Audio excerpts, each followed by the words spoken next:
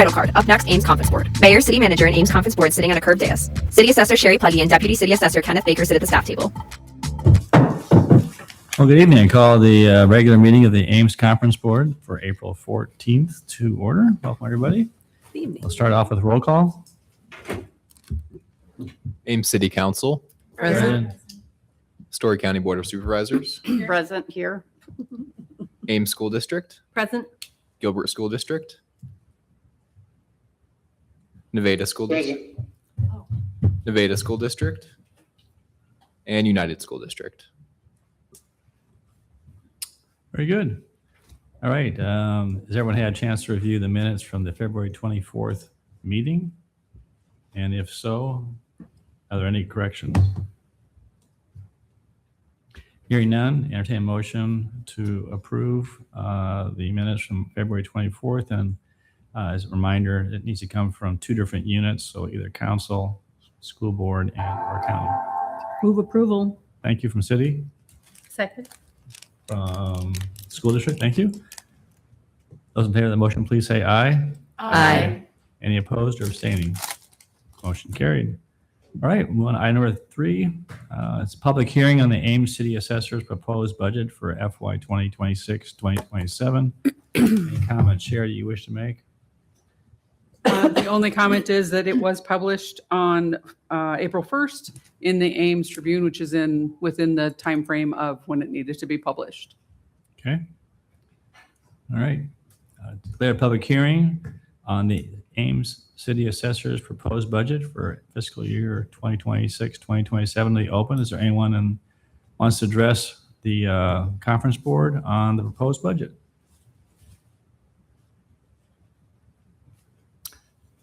Seeing and hearing none, I'll declare the public hearing to be closed. Is there a motion to approve the proposed budget? So moved. Second. And seconded by city. Thank you. Any discussion? Those in favor of the motion, please say aye. Aye. Any opposed or abstaining? Motion carried. Okay, well, that one, item number 4, board to review vacancy. Just as a reminder, it's an independent board. It acts on protests filed by property owners to ensure assessments are fair, equitable, and reflect the actual market value. Members should be familiar with real estate whenever possible and live within the Ames city limits. Sherry, do you want to comment on the one application that we received? So I did speak with 3 individuals, and there was one that actually put their application in. And so the applicant, you should have got the application in the email that was sent out with the information. And he does have some experience with real estate, and I don't know that he is here. So I would just put it in your hands from this Yep. point. Yeah, and Sherry and I worked together. I did reach out to some real estate agents, and they just respectfully declined. They said they appreciate the invitation. This is always a difficult board to try and fill because you need to have qualifications related to serving on it. And what is interesting is this Mr. Smart just came to town here not too long ago and wants to get involved, and he does have experience. So, and I talked to Sherry this afternoon to double verify that indeed he does meet the qualifications. You know, she said, I asked her to contact him to make sure he understood what the responsibilities are, and it's a little different board than what he did or served on, and he understood and was very interested. So,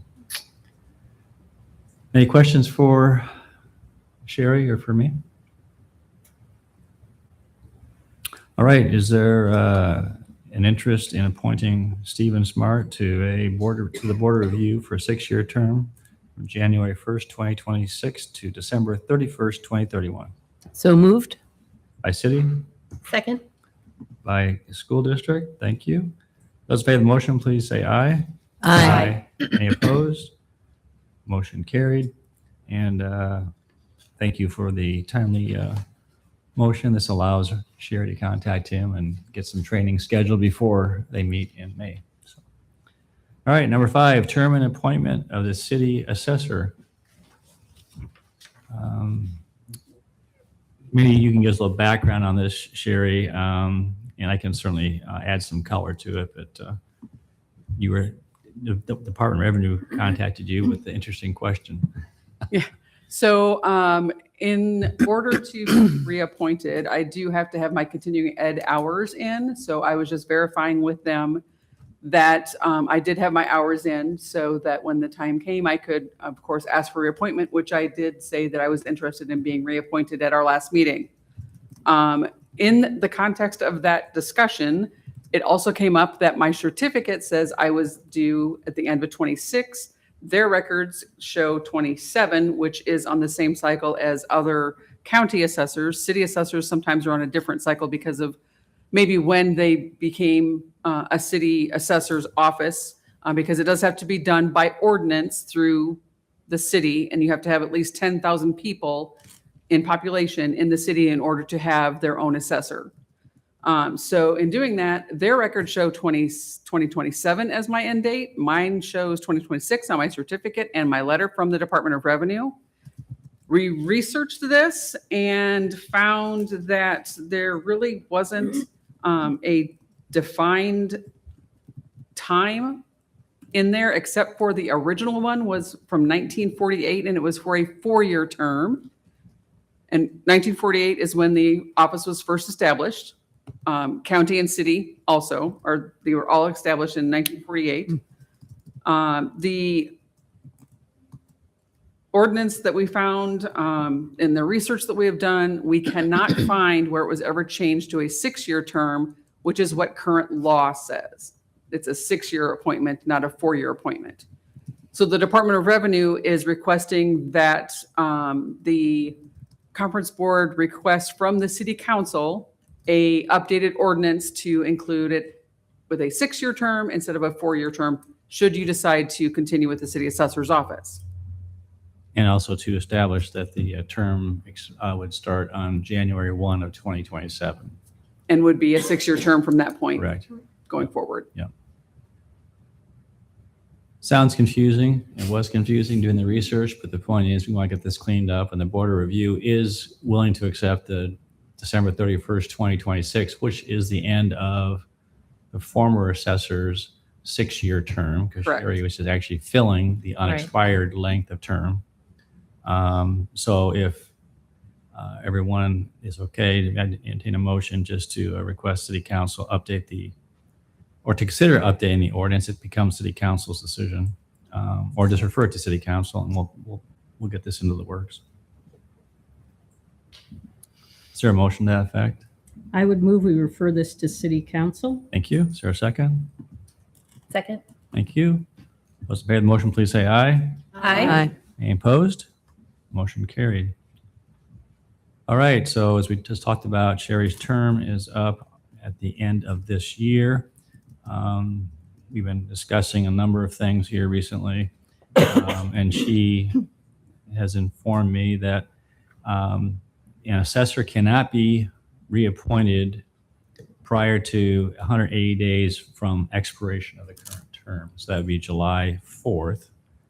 And it has to be at least 90 days prior to the term ending, which would be October 2nd of 2026. Otherwise, the appointment becomes automatic unless the assessor receives notification by the board prior to October 2nd that they will not be reappointed. So we were talking about how do you determine, how an assessor is doing. It's a very technical, aspect. And so I asked her, I said, so if you were to go to a different assessor and you were going to look and see how they were doing, are there metrics that you can put your finger on? And she said, yes, there are a number of them. So we discussed it, and if the board is amenable, I would propose that we ask her to go ahead and provide the board with what those metrics might be, not to shade them, but basically say what would be the really optimum metrics, how this department is doing, and what additional goals would be for improvement, and then set the date to consider reappointment July 28th, 2026 at 5:30 p.m. That way, when we meet, if you're not comfortable reappointing Sherry, she has well in advance notice for that. and we have 4 months before giving it adequate time to find somebody else. I'm not suggesting that is appropriate, but I'm just asking just to give some additional time, and that falls within that window. Lisa? Yeah, I just have a little clarification because we just talked about how you need your ordinance to say 4 years or 6 years. And then I thought you said something about appointing for it to be January 1. So I'm a little confused when you talk about July and we just talked about January. What? Yes, okay. So the ordinance update would be is that it would set that the term length would be 6 years. And it would set that the term would begin, the next term would begin January 1st of 2027 and run for 6 years. So if you're appointing in July and you say it has to be 180 days before, 90 days after. No, it has to be 90 days prior to the lapse of her term, which is the end of this year. So Which would be October. October 2nd. It can be no later than that, but no earlier than July But the term still 4th. starts January 1st. Okay, to appoint for a term commencing on July. okay. Yeah, very. confusing. January 1st of 2027. That makes sense? I think No. so. If you don't, I'll make sure everyone's Yeah. clear on this. Yeah, Latifa? Yeah, nothing to do with Sherry or the job itself, but it seems, I don't know that we want to set a precedent where we have someone providing the metrics for the scoring the job that they're doing. So is there an additional someone that we then send that to or have review those metrics? I see what you're saying. I personally have no problem with that. Yeah, I think that if you want to have a second set of eyes on that, or would the Department of Revenue have any kind of someone could review that or have some kind of We could ask them. It could also be sent to the executive board of the Assessors Association, either way, and then decide from there. Yeah, So- either one of those would be, Yeah, would Yeah. be That's a good point. great. Yeah. Yeah, it's really, I mean, They're so specialized. it is. Mhm. And Yeah. it's, a lot of it's by code, a lot of it is this board overseeing it. Some of it's the Department of Revenue overseeing it, and some of it's autonomous. So, you really have 3 different legs to this. Right. So, but there are a couple of options, and I can certainly ask the director if that is something they would consider. Fantastic. Absolutely. Thanks. Yeah, it's a hard one to gauge. We thought, well, maybe it's instead of saying, okay, you're doing a good job, appoint it, maybe the board or the board has an opportunity to look at this is where we're going. We didn't have this, we had this, whatever. Mhm. So, Mayor, just one other question, and maybe because I've been in meetings all day and I'm tired. that's no issue. But I'm just trying to count out 2026 to 2031. Is that 6 years? Because I'm getting like 5. Well, no, the term for it was for Greg Lynch started, I believe it was in January 1st of 2020. 2020. And No, but so- you're saying you're changing the ordinance to 6 years, right? which matches state code. So Right. the term would start in 27 and end in 32, with 33 being the start of the next So it 6-year term. says, That's for the, oh, that's the border review. Yeah. Okay, never mind. I'm sorry. you're all right. I was looking at that too. Yeah, I saw it. Let's throw some more in Keep there. talking Let's throw about some more so dates in there. So many dates and numbers in here. You're confusing me. It's been a long day. Let's do this. I'll ask Sherry to go ahead and send out to you a calendar of events and just show what her current term, the term that started that preceded her appointment. When it lapses, because it was a 6-year term, it was appointed. And then when the new one would be, which she appointed for, then also the window that we can go ahead and appoint it. And then also I'll work with Sherry, and that's a good point, Latifa. I think that we will make sure that we are being transparent and also having some objectivity to it. So And for the future. too. absolutely, Mhm. yeah. Sherry said there's very few assessors that go through any kind of assessment or evaluation because it is technical, but we do want to make sure that, and I think that it's an opportunity to show what a great job she is Yeah. doing and leading the department. And then, and maybe we can also just get an update on milestones. You got the conversion, the KEMA, or, conversion. We're almost done. I mean, just the things that have happened in the last few years that she's been in office is fantastic. But anyway, all right. So is there a motion to set July 28th, 2026 at 5:30 p.m. for the next conference board meeting to consider the appointment of assessor, So moved. city, Second. county? Those in favor of the motion, please say aye. Aye. Any opposed? Carried. Okay, Sherry, you want to go ahead and take care of the unfinished business? I think you were really dedicated to try and answer questions that were raised at the last meeting. Yes, there were 3 questions that were asked at the last meeting that I needed to get some information for. The first one was the number and the amount of the exemptions, and I did email that out to you. This is also part of our abstract. It does not have the specific number of charitable exemptions or forest and fruit exemptions, but the list was emailed out to you. I can also put that out on the website with the minutes, so everybody does have access to that.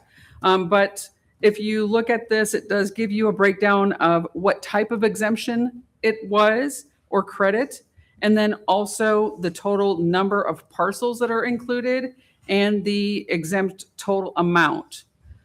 There are some that are 100%.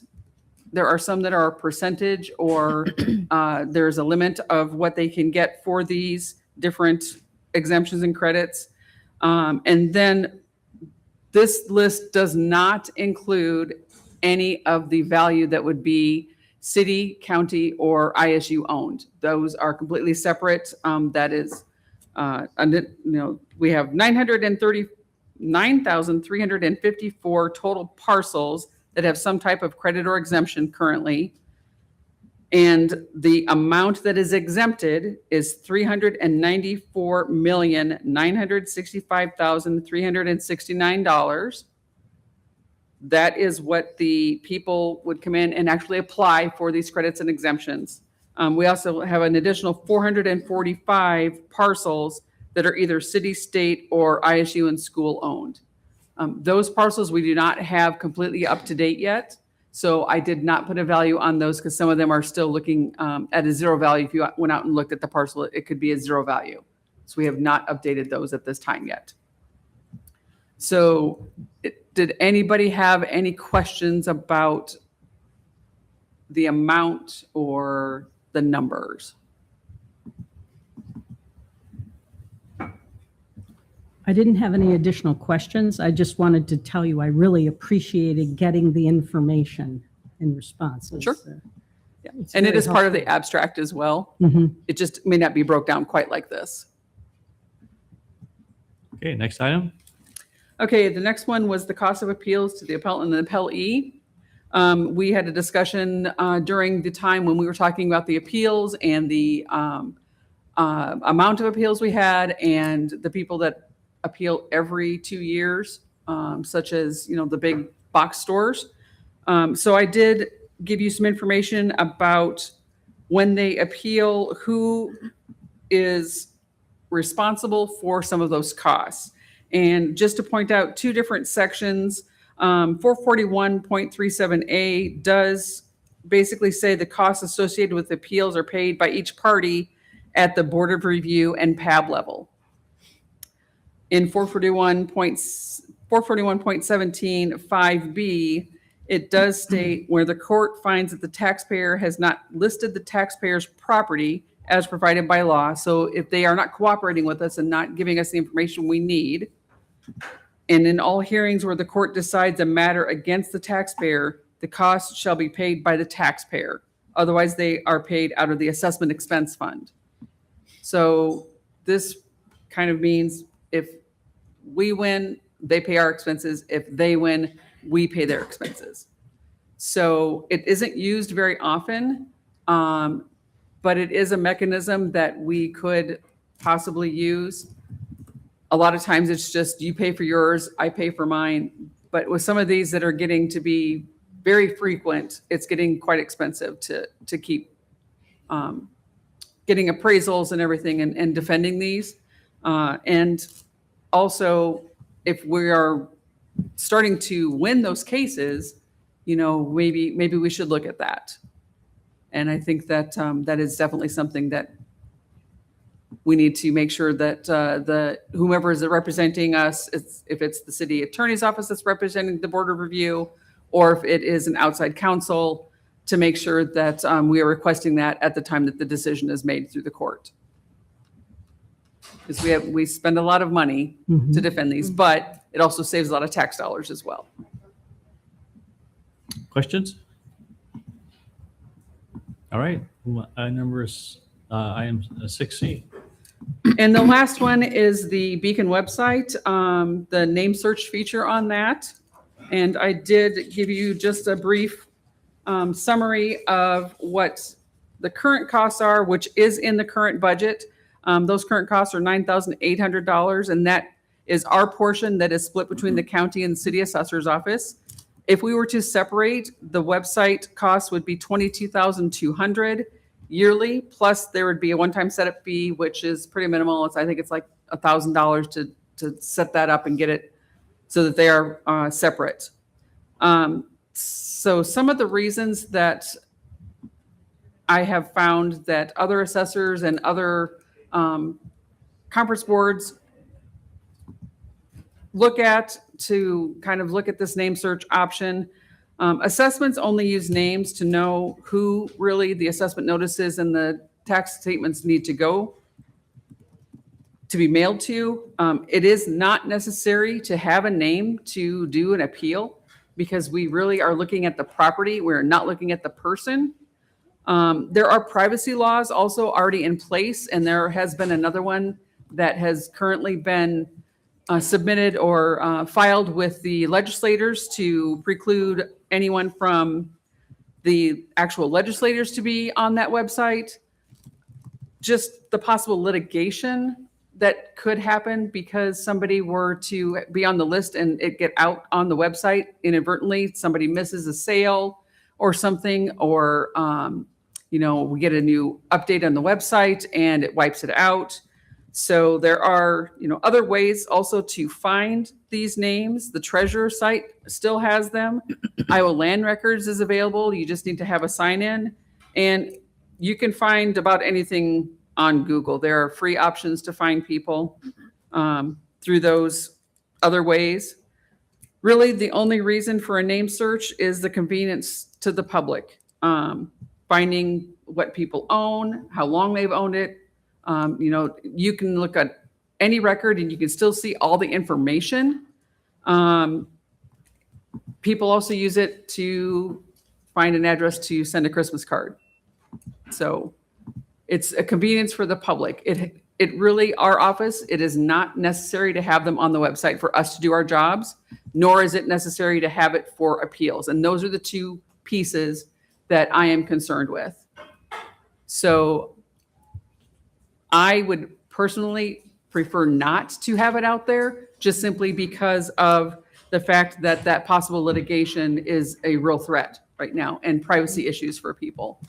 So, and there are already, like I said, already 2 laws that have passed for law enforcement and for safe at home. So those are already there, and I'm sure there are going to be more that are going to be coming down. So Sherry, a couple things on this. Isn't it true that most counties have this functionality? We're in the minority of counties who don't have this functionality. Isn't that true? I would say that is correct today, but there are more and more that are taking that name search off because of these reasons. The vast majority of counties have this. And respectfully, you minimize the role of convenience. These are public records, and people use this database every day. If you're able to pull the activity record on Beacon, you would be amazed at the number of people that every day that are utilizing this. Mm-hmm. So I appreciate your concern for you and your staff, but I'm concerned about the people who are out there. Those are our constituents. Those are the ones I'm concerned about. And I respectfully, I think these concerns, if they were broadly shared, the majority of counties wouldn't be doing this. And it has been this case for a long time. So Story County has been in the small minority of counties who haven't done this. And we can't provide any good reasons for our constituents why we don't offer that same level of functionality. I would say this is only concerning the website. Anybody can call our office and get that information. But no one is, So- respectfully, no one is ever going to do that. The purpose of the website is maximizing flexibility. No one's going to pause and say, I'm going to call Sherry and get this information. They want this information available. And so I appreciate the concerns on privacy, but that's a concern for the other counties too. That's not a compelling reason.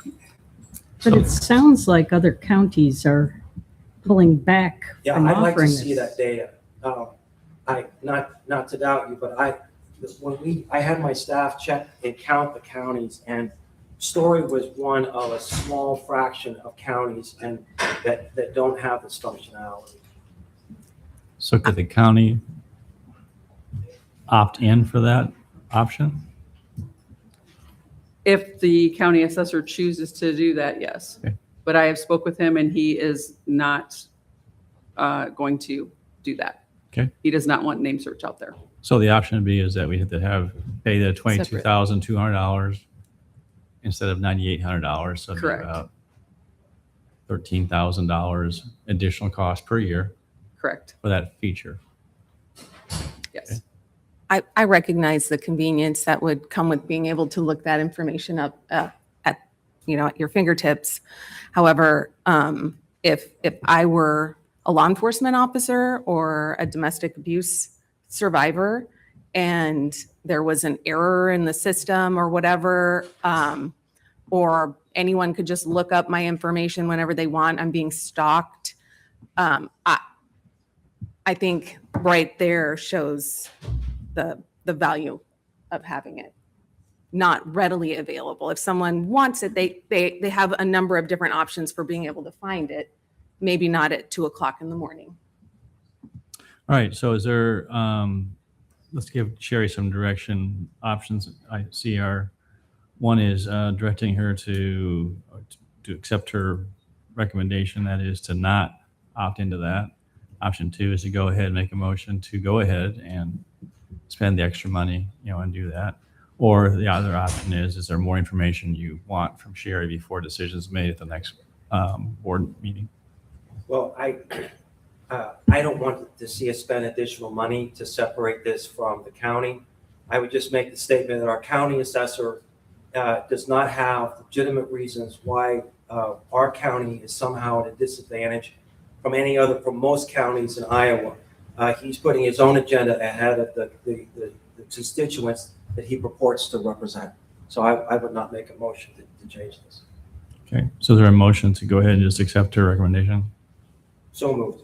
Is there a second? Second. Those in favor of the motion say aye. Aye. Any opposed? Motion carried. All right. Any new business? All right. Conference board comments, city council, any comments tonight? Supervisor? Nope. Ames School District? Nope. Gilbert?